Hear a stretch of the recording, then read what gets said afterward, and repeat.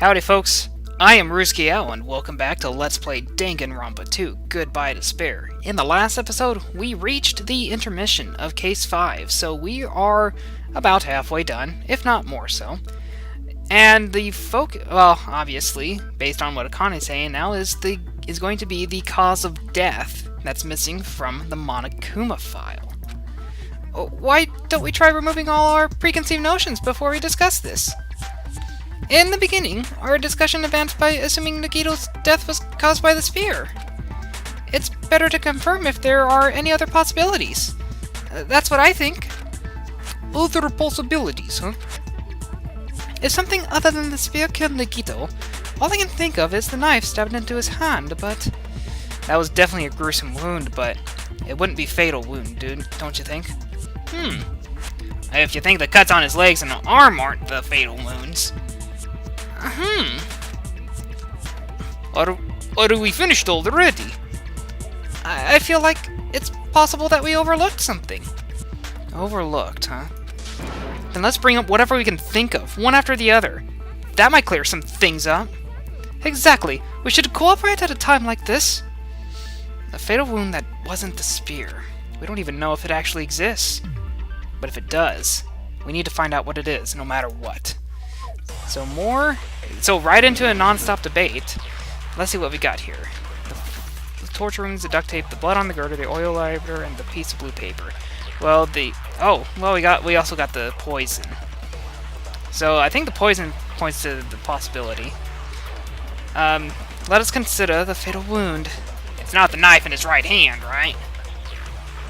It's not the other wounds, right?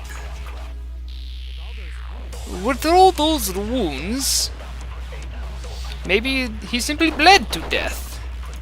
I have no idea what that says. There's no way he burned to death. Was it something that cannot be seen? Ah, here we go. Easy. Easy! I'll be regretting that here in a moment. Because I know exactly what happens the moment I get arrogant.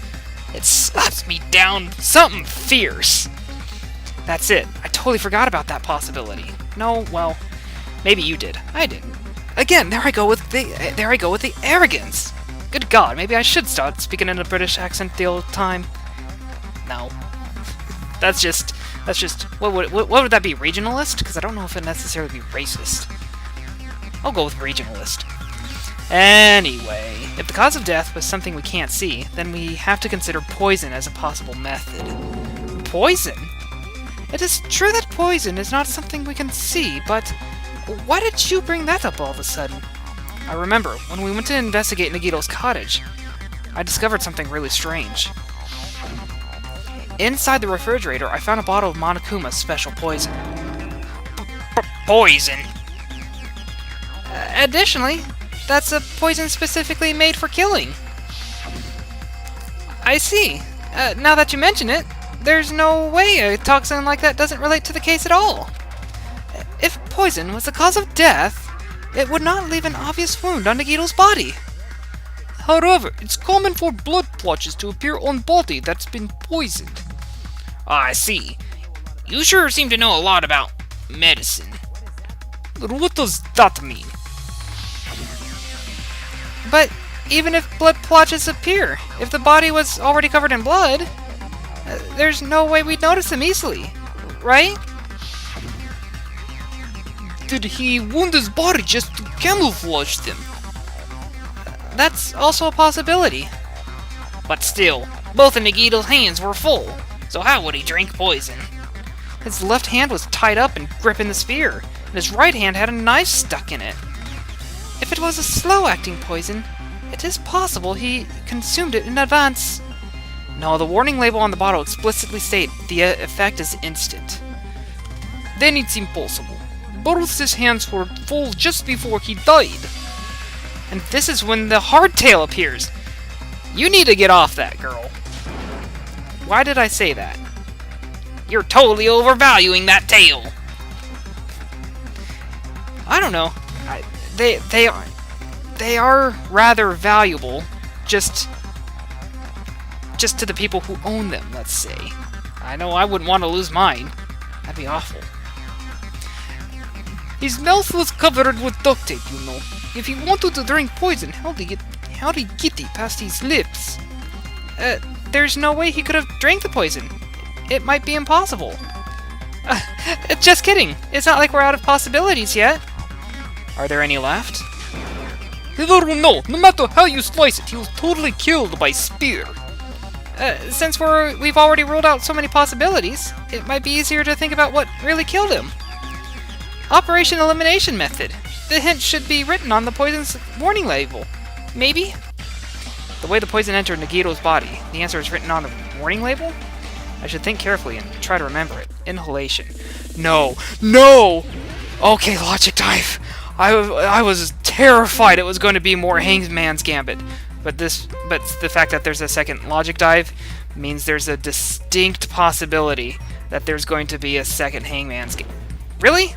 I hit that? There's going to be a second Hangman's Gambit. Damn. I did not think I hit that. Wow, these are... I'm getting a little close to the edges there, aren't I? Huh. Well, hopefully hitting that once doesn't really screw my time over too much. Alright, so what's our first question going to be? Question 1 is going to be, what state was the poison in when it affected Nagito? It was going to be a gas, because he inhaled it! Ooh, boy, I almost didn't make that turn. Okay, I can jump, so that's fine. I remembered what my jump button is now. Oh. And it's going to be doing that now. Okay. Oof! Good lord! Okay, so... this one... Well, I shouldn't say too much before we really get into it. I was almost going to say it seems easier than the last one, than the last go-around, but that isn't really the case! Oh god. Well, I can break. Oof, good lord. Oh, I'm gonna die because I'm gonna run out of time because of this. Because I turned it too soon. I can't... You really can't clip that edge at all, can you? You have to make it. Oh god, this is not going well. Oh yes, this one doesn't seem as bad as the last one, and then instantly I die 4 times in a row. This is great. Well, this is annoying. God, that's like annoying to... I mean, it's even annoying to do, let alone watch. How did the poison enter his body? Through his nose. Because it can't go through his mouth because he's got the duct tape on it, and the wounds, I mean, is a possibility, but if it's a gas, unlikely. If it were a liquid, that would be a reasonable explanation, but then again, how would he get to that point, I guess, would be the question. Oof! Oh! That was it. Oh, that was it. Thank you. I was actually expecting a full-on question 3. But I guess there really wouldn't be much more to it, would there? What if instead of drinking the poison, we assume he inhaled it? Inhaled? It's written on the poison's warning label. Volatile, which is what it means. Highly potent, takes effect immediately. Though its volatility is low, the liquid is very dangerous when vaporized. And that's actually really... I think that's a really common misconception, is that volatility and volatile has a tendency to evoke the sense that something is virulent or extremely effective, when in reality, volatile means easy to be vaporized. Easy to go from a liquid state to a gaseous state. Dangerous when vaporized, in other words, breathing in the gas is fatal. Poison gas? Then all he had to do was breathe it in through his nose. Well, he wasn't going to breathe it in through his butt. He breathed that poisonous gas inside the warehouse. But if a poisonous gas had spread throughout the warehouse, why didn't it kill us? Because Monokuma got us out of there. Not the merch. Well, yeah, the sprinklers would do, because they hydrolysis. They react with water. Yeah, that should be the right answer. Oof, man, I'm low on health again. Good God. The sprinklers in the warehouse. Thanks to those, we didn't inhale the poison gas.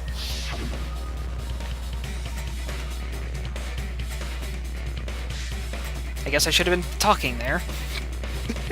I didn't expect that to go on for so long. The poison gas disappeared because of sprinklers? It wasn't the fire? Well, this was also written on the poison's warning label. In a gaseous state, it is heavier than air. It breaks down in minutes, and it is susceptible to hydrolysis. So it is possible for you to poison someone to death without any complications. Of course, hydrolysis. The chemical bonds that form the poison were broken down by the water from the sprinklers. Also, the poison is apparently denser than air, so it probably didn't affect us because we were standing. But Nagito was lying down, so he must have breathed in a whole bunch of it, huh? If it means the requirements that well, maybe it's not just a possibility anymore. Yeah, the true cause of Nagito's death was poisoning. The wounds on his body, the spear in his stomach, it was all to keep us from learning the truth. So what? Huh? We figured out that Nagito died from poison, but so what? In the end, it doesn't change the fact that he committed suicide, right? Then enough already. Nagito inhaled the poison he prepared and died.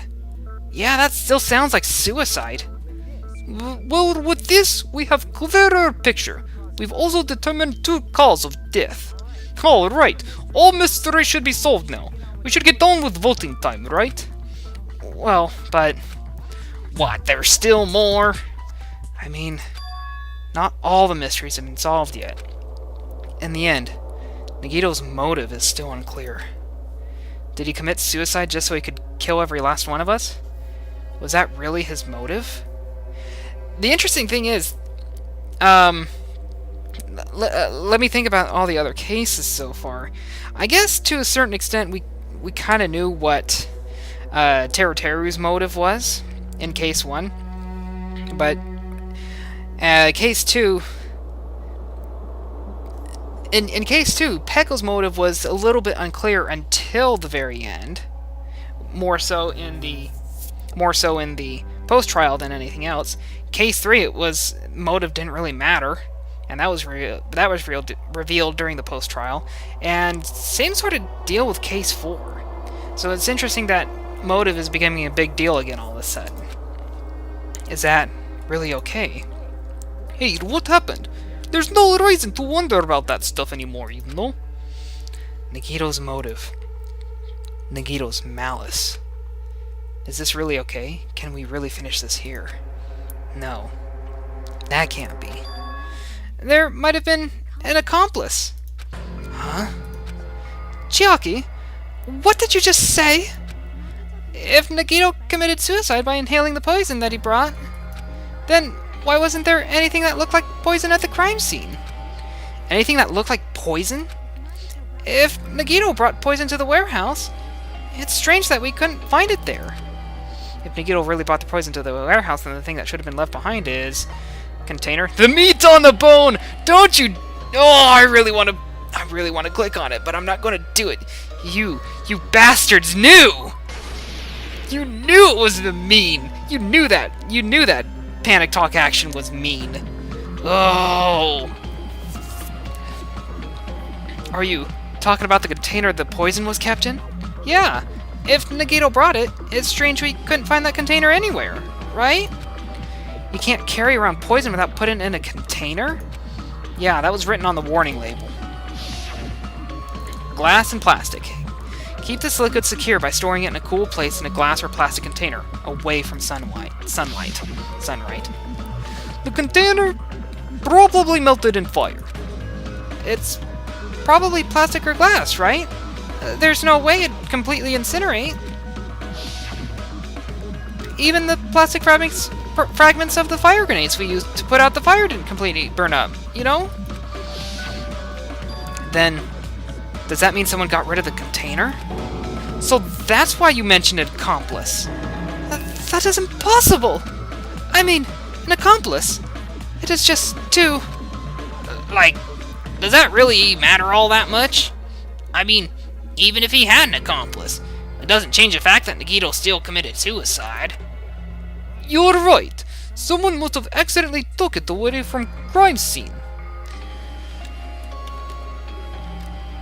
You know what?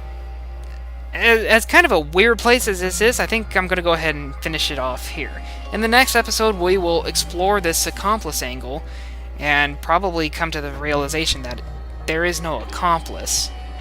Because I'm pretty sure there isn't, but we'll see. I guess we'll see. I want to thank you guys for watching, and I will see you in the next one. Farewell.